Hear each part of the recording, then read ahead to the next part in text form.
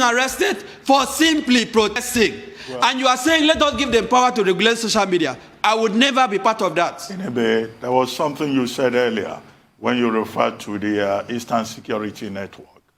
I hope you are not justifying violence by any group inside Nigeria, because one of the bases for the objection of the federal government to Twitter is that Twitter has become a platform inside Nigeria for a particular separatist movement within the country. And then you were, waxing lyrical about the Eastern Security Network, the ESN, the militant wing of the IPOB. If you could just clarify your position on that before we move on. I totally oppose. I totally deprecate and condemn unreservedly the killing of policemen, the burning of police stations, the carnage that is going on in the East. I am not sympathetic to IPOB. I don't believe in IPOB. I don't subscribe to IPOB. I am not a follower of Nnamdi Kanu. I have never been. I have always been critical of what he's fighting for. I do not believe in Biafra.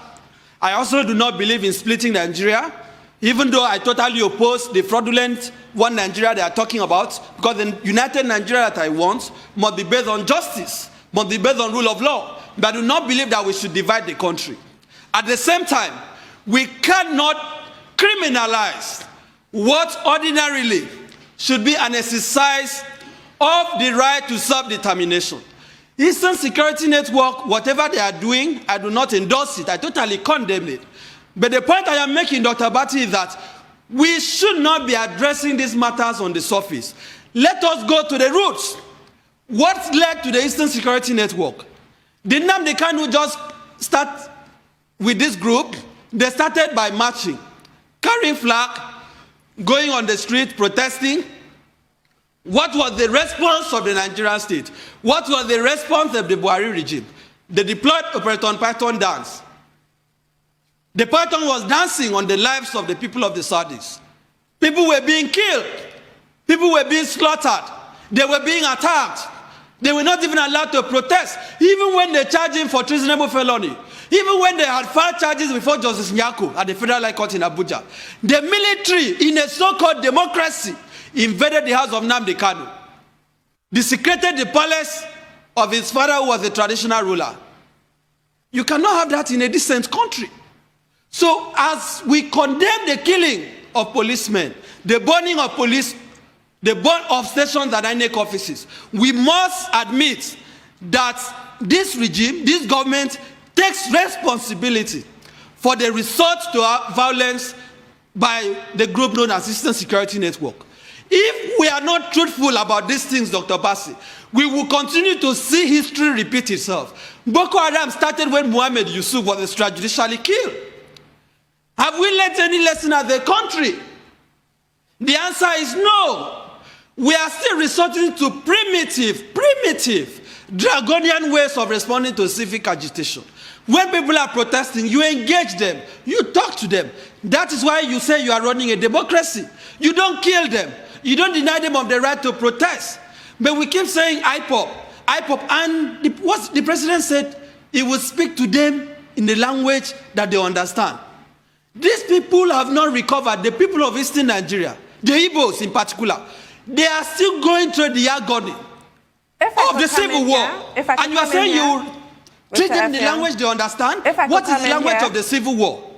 But there's an argument, and I'd like your comments on that argument, that the president's remarks were taken out of context.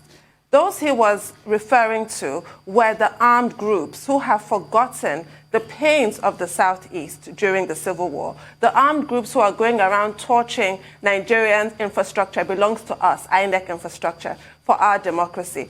That comment was made to a specific cadre of criminals. So those who leapt to their defense were wrong-footed, including Twitter, who did not take time to appreciate the broader context of that remark before deleting the tweet. Now, should Twitter have approached the Nigerian government, because this is a sovereign state, before deleting that tweet? I want your take on that. And also the general global move towards social media regulation. The U.S. government, the U.S. House of Representatives actually has 4 bills right now in the offing to restrain social media giants about utilizing user data, buying other platforms. I grant you, none of them is trying to restrain or censor the actual posts that individuals make. But there is a general sense that social media giants are too big for their britches. Your comments? Do you know that as I speak today, Nigeria does not have a data protection law, embarrassingly enough.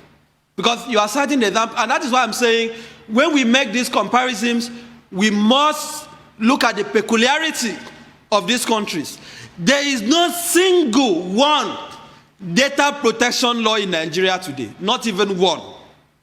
Not even one that protects the data of Nigerians. We don't have. We do not have.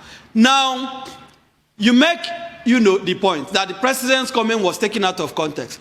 The only person or persons who took the president's comment out of context is the president and Lai Mohammed. Nigerians understood what he said. I personally understood what he said. The context in which he said it was clear. He didn't just stop at that. He didn't say he was referring to the armed groups. No. When you look at it objectively, when you look at it in context, because he said that they have businesses all over the country. Is it IPOB that has businesses all over the country?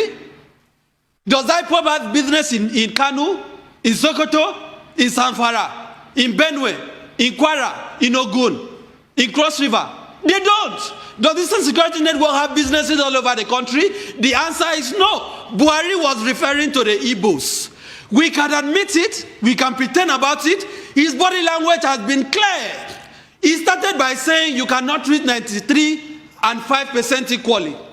We have seen how he has marginalized the Igbos. No Igbo is represented in the National Security Council. Look at the nepotism. So when we are saying his comment was taken out of context, are we also saying that his nepotistic appointments, his clearly sectional appointments are also taken out of context?